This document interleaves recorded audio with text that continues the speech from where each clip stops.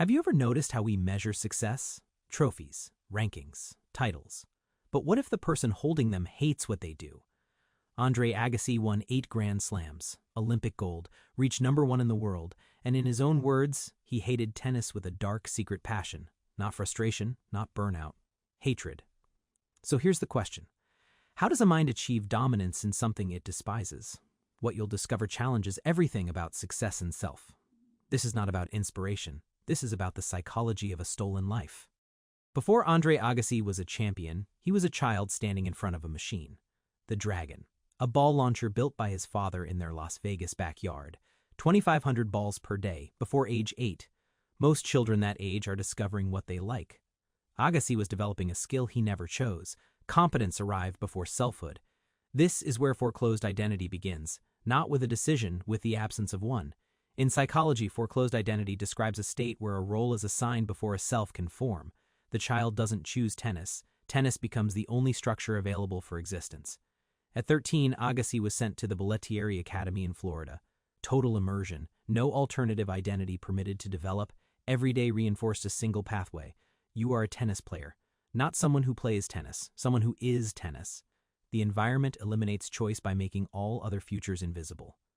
There is no moment where the question is asked, do you want this?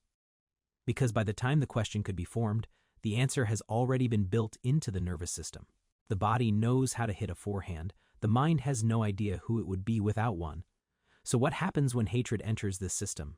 Most people assume it would break performance, but it doesn't, because hatred, in a foreclosed identity, becomes fuel, not passionate fuel, survival fuel. When there is no exit, when the only structure you have ever known is the one you despise, the mind adapts.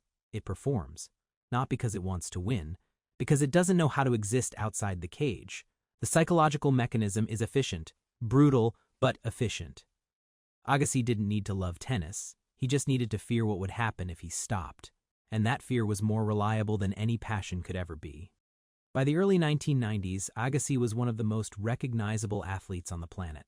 Long hair, denim shorts, rebellion his brand. But there was something else, the wig. For years, he wore a hairpiece held together with clips and pins, terrified it would fall off during a match, constructing a public persona while the private self deteriorated.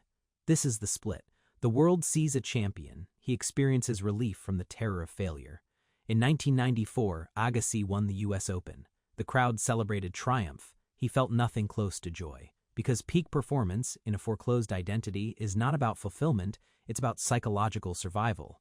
Here's the counterintuitive part. Hatred can sustain excellence more reliably than love. Love requires ongoing alignment. You have to keep wanting it. You have to keep feeling connected to why it matters. But hatred only requires the absence of alternatives. As long as there is no other life available, the mind will continue to perform in the one it has, even if that life is a prison. Every achievement reinforces the cage rather than opening it. Agassi wins. The world says, see, you're meant for this. He feels the walls close tighter. Because success in this architecture doesn't prove you chose the right path. It proves you're too good at the wrong one to ever leave. The cost is invisible to everyone watching.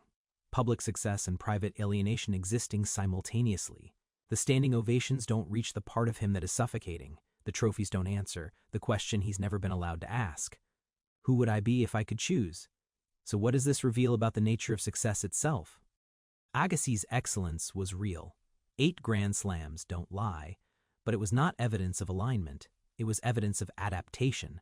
Sometimes success represents survival within constraint, not fulfillment of desire. The quiet question is this: how much of what we call achievement is actually the result of a foreclosed identity? How many people are world-class at something they never chose, performing not because they love it, but because they were never given another structure to inhabit? Success does not always mean you chose the right path. Sometimes it means you had no other path to choose, and the excellence you built becomes the cage you live in. That's the unsettling reality. Not that Agassi failed, but that he succeeded brilliantly, and it still wasn't his life.